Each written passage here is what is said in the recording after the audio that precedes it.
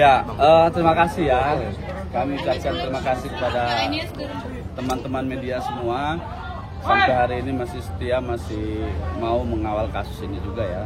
Nah, memang jaksa itu diberi kewenangan oleh undang-undang untuk melakukan tuntutan. Kemarin Niki bilang, berapapun tuntutannya dia sudah siap. Ya, proses hukum ini sudah siap dilaksanakan dalam persidangan kita ini. Ya, tuntutan jaksa tadi artinya ada gabungan antara dakwaan alternatif dan kumulatif, ya, sehingga secara hukum harus dua dibuktikan oleh jaksa. Ya. Dalam hal ini keyakinan jaksa dalam tuntutannya itu yang terbukti adalah pasal 27B Undang-Undang ITE sebagai predikat krim dari Undang-Undang TPPU itu. Nah, jaksa berkesimpulan akibat dari perbuatannya Nikita ya dalam konteks ini maka itu melanggar 27B dan Undang-Undang TPPU. Nah, tapi yang menarik ya, ini ya, menarik tadi di dalam tuntutan jaksa itu alat ancamannya dirubah ya. Teman-teman media mungkin lihat jaksa berkali-kali mengatakan bahwa alat ancaman yang dipakai Nikita untuk membuka rahasia itu adalah terkait dengan bukti pembelian produk glowing booster cell yang kata jaksa itu disamarkan.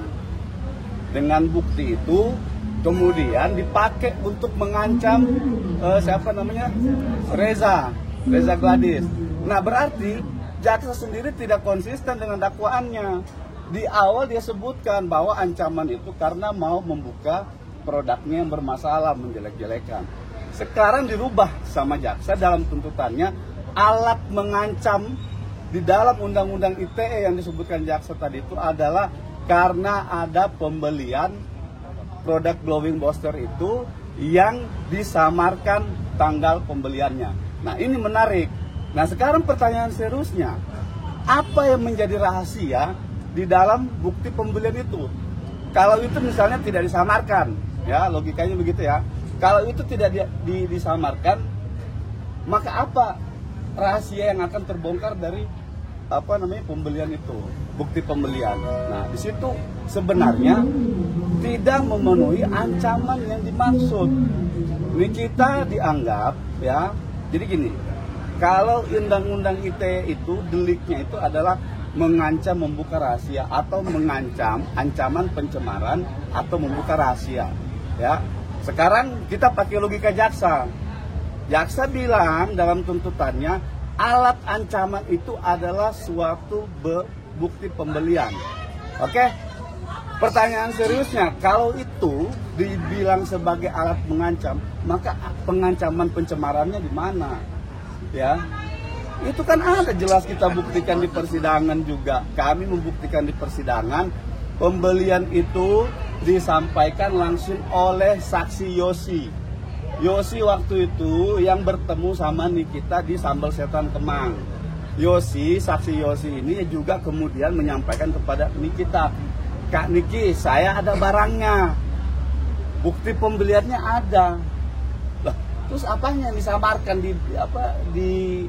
katanya disamarkan bukti pembelian ini. Nah, itu yang terpenting ya. Sekarang soal alat pengancaman dalam Undang-Undang ITE.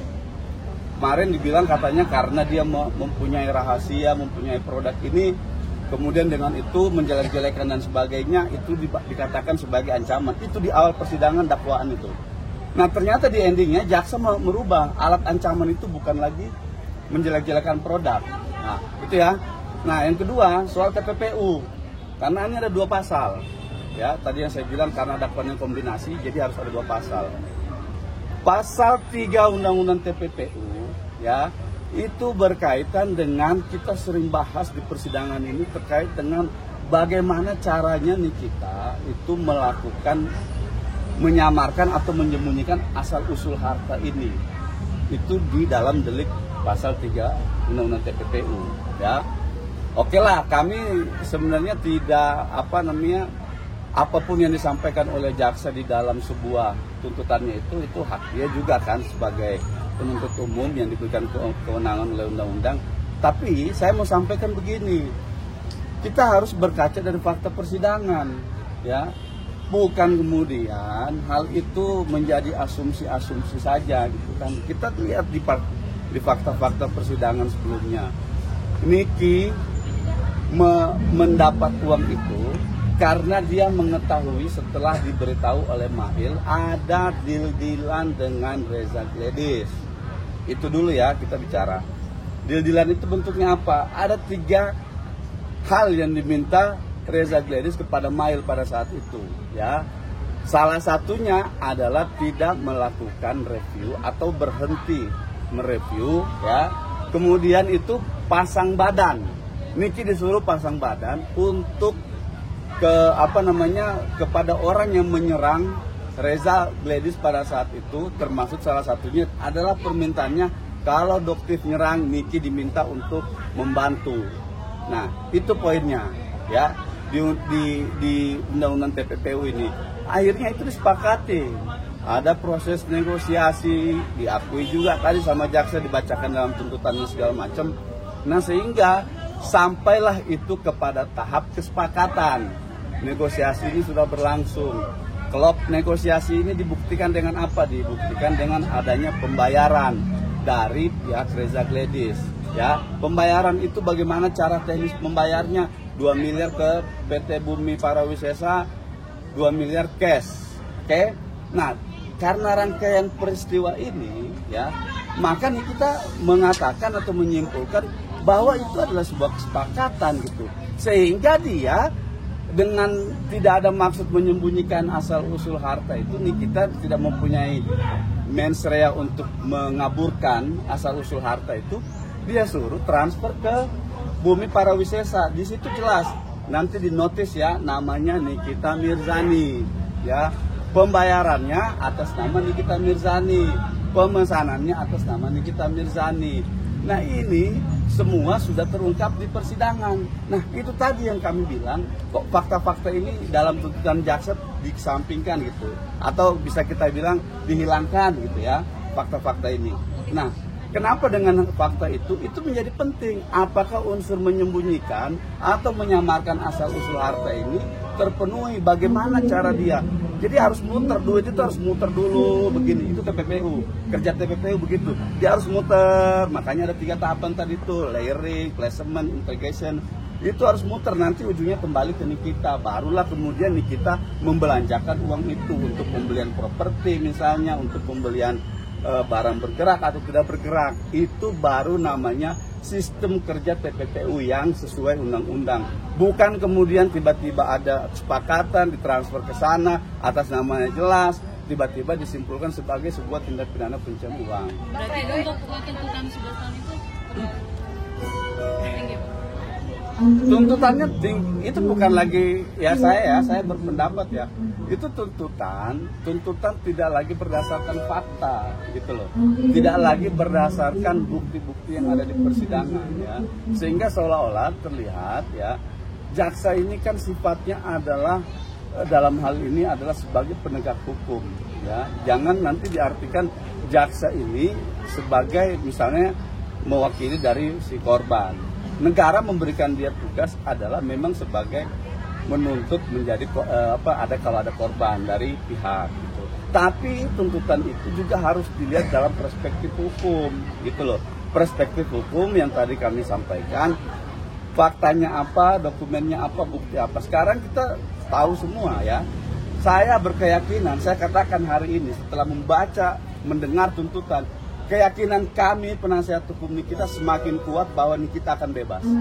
Keyakinan itu dibuktikan dengan adanya pertama dakwaan. Dakwaan bicara soal produk. Tapi di tuntutan bahasnya masalah pribadi. Itu ya. Kedua apa? Kedua di dalam dakwaan disebutkan alat untuk mengancam Nikita itu adalah karena Nikita mau menjelek-jelekan. Sekarang dirubah lagi dalam tuntutannya, alat yang mau dipakai itu adalah sebuah tanda bukti pembayaran atau pembelian produk skincare yang pernah dijual Reza Gladys pada tahun 2024. Nah, bagaimana membuktikan ini? Kalau sebuah tindak pidana dakwaan dengan tuntutan berbeda, dengan fakta berbeda. Reza Gladys di persidangan dia tegas nganggo ini. Saya tidak masalah soal produk saya, ya kan? Saya masalah karena saya dibilang adalah begeng, abu-abu dan lain sebagainya. Begitu ya teman-teman media semua ingat pada waktu itu. Lah sekarang kalau itu dibalik lagi diputar ke soal produk, ini bagaimana mempertanggungjawabkan pengakuannya Reza? Reza berarti ngasih keterangan palsu dong di pengadilan. Kan begitu logikanya. Dia sendiri yang ngomong, nggak ada begitu pun dengan saksi dia lain. Nah sekarang kita mau ke soal pembuktian. Buktinya apa? Ya buktinya soal produk. Tapi si Rezanya mengakui bukan masalah produk. Nah nanti biarlah teman-teman semua melihat ya, praktisi hukum di luar juga akan paham gitu loh. Kenapa sih dakwaannya begini, pengakuan begini, tuntutan begini? Ini ada kontradiktif semua gitu. Pembuktiannya mana gitu? Terakhir apa yang disiapkan? Banyak, kita siapkan pledoi semua. Kita mau memberikan edukasi dalam pledoi itu dari semua sisi, dari bagaimana cara menyusun dakwaan, bagaimana dakwaannya itu cacat, kemudian bagaimana soal buktinya itu tidak sinkron dengan dakwaan, soal dengan saksi juga. Nah itu akan kami uraikan semua nanti dalam pledoi, termasuk unsur-unsur yang berkenaan dengan tuntutan jaksa tadi. Baik, tadi juga sempat disinggung tentang Nikita tidak baik untuk di persidangan, maksud untuk etika dia di persidangan juga itu dipertimbangkan. Nah itu hal-hal subjektif versi jaksa lah ya. Jaksa punya hak subjektivitas, ya terserah lah kalau dia menganggap bahwa selama ini Nikita tidak sopan dan lain sebagainya. Saya pikir jaksa terlalu baper juga ya kalau sampai hal-hal yang Nikita ada, ini namanya juga kan media, public figure, ya kan? Nah sebenarnya kalau yang begitu jangan juga berlebihan ditanggapi gitu. Cukup fokus kepada permasalahan hukumnya saja. Hukumnya apa, perbuatannya apa, buktinya apa, silakan Anda sajikan. Begitupun kami. Kan kami tidak pernah itu mereka meledek sambil ketawa nyengir. Kami tidak pernah bilang bahwa itu adalah perbuatan tidak baik, tidak sopan. Karena apa? Karena itu disampaikan di persidangan. Hakim tidak pernah menegur. Nikita begitu tidak pernah ditegur hakim. Begitupun dengan pihak sebelah, mereka begitu tidak pernah ditegur. Artinya apa? Artinya itu adalah proses hukum yang sah, yang tidak dilarang. Gitu. Kalau ada masalah itu berarti itu masalah pribadi, masalah hatinya orang. Oke.